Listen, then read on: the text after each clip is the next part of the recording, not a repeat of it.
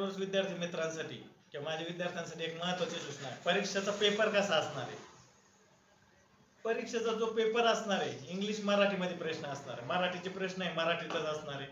इंग्लिशचे प्रश्न मात्र विद्यार्थ्याला त्या प्रश्न समजवण्यासाठी इंग्लिश प्रश्नासमोर मराठीमध्ये त्याचा अर्थ दिलेला असणार आहे. त्याबरोबर गणित, विज्ञान आणि बुद्धिमत्ता, गणिताचा एक प्रश्न मराठीत असणार आहे, एक प्रश्न इंग्रजी स्वरूपात असणार आहे.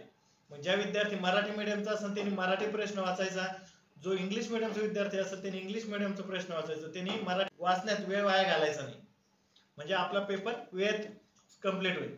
म्हणजे त्यावरच विद्यार्थ्यांनी खात्री करून घ्यायची की आपण 100 प्रश्न सोडवलं की नाही याची पण विद्यार्थ्यांनी खात्री करून घेणं पण गरजेचं आहे.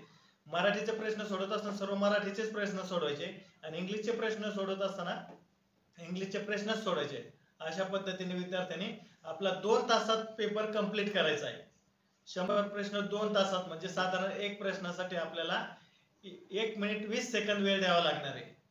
प्रश्नपत्रिकेच्या स्वरूपाबरोबरच आपण उत्तरपत्रिका कशी असेल हे आपण थोडक्यात विद्यार्थ्याला सांगणार. विद्यार्थ्यांची उत्तरपत्रिका ते अशा स्वरूपात असणार आहे.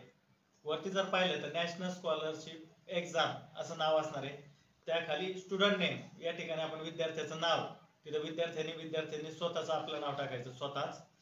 सेंटर नेम, तुम्ही जर अहमदनगर या ठिकाणी जर परीक्षा तिथं सेंटर अहमदनगर आहे किंवा बाहेरच्या तालुक्यात असेल तुम्ही ज्या तालुक्यात असेल त्या तालुक्याचं सेंटर म्हणून नाव येणार आहे. इयत्ता, तिथं खाली इयत्ता दिलेली आहे तिथं तुमची इयत्ता टाकायची. त्याबरोबर सेंटर कोड, सेंटर कोड म्हणजे तुमच्या जो परीक्षेचा जो सीट नंबर त्याचे एन पासून पुढचे 2 नंबर 2 डिजिट हे तुमचे सेंटर कोड असणार आहे.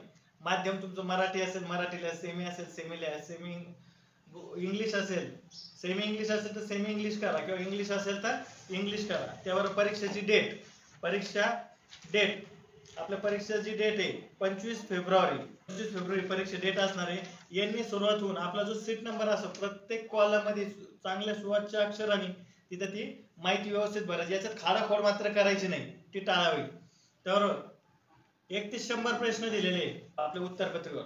पहिले 10 प्रश्न मराठी विषयासाठी दिलेले, पुढचे 10 प्रश्न इंग्लिश विषयासाठी. OMR सीट म्हणजे काय, एका प्रश्नाला 4 पर्याय असणार आहे. त्याच्यापैकी जे 4 पर्यायापैकी तुम्हाला जे उत्तर बरोबर वाटत असेल त्या उत्तराचा जो काही पर्याय असेल तो काळ्या किंवा निळ्या कलरचा जो बॉल पेन आहे त्याने तो डार्क करायचा आहे. डार्क करताना एक काळजी घेणं गरजेचं आहे, जो बॉल आपण डार्क करतो तो अर्धा रिकामा राहता कामा नये किंवा जास्त रंगून बाहेर आबडधोबड बाहेर गेला नाही पाहिजे. त्याबरोबर आपण जर एखाद्या प्रश्नाचं उत्तर जर सोडवलं की आपल्याला वाटलं नाही आपण आता दुसरा पर्याय गोल केला ना, अरे उत्तर आहे तर चुकलं, 4 पर्याय तर तुम्ही जर दुसरा पण 2 नंबरचा गोल रंगून 4 नंबरचा जरी गोल रंगवला तरी काय होणार आहे, तिथं ते उत्तर बाद होणार आहे. त्यामुळे डबल गोल करायचं विद्यार्थ्यांनी टाळायचं. व्यवस्थित 100 प्रश्न प्रश्नपत्रिकेत पाहायचे. मराठी विषयाचा जर असेल तर त्यांनी 100 प्रश्न मराठीचे चेक करायचे आणि मगच इथं गोल करायचं. इंग्लिश विषयाचा विद्यार्थी असेल तर इंग्लिशचे 100 प्रश्न चेक करायचे मगच इथं गोल करायचं. कारण तुम्हाला तर पहिल्यापासूनच आपण सरावासाठी पुस्तक दिलेले, त्याच्यात ज्या पद्धतीने इंग्लिश मराठी प्रश्न आहे त्याच स्वरूपात प्रश्न परीक्षेला असणार आहे. त्यामुळे वेगळं काही नसणार आहे. खाली कॅन्डिडेट सिग्नेचरचं तिथं विद्यार्थ्यांना आपली सही करायचं आणि इथं जे वर्गावर सुपरविजन साठी असणार ते इथं त्या विद्यार्थ्याच्या समोर ते स्वाक्षरी करतील. धन्यवाद.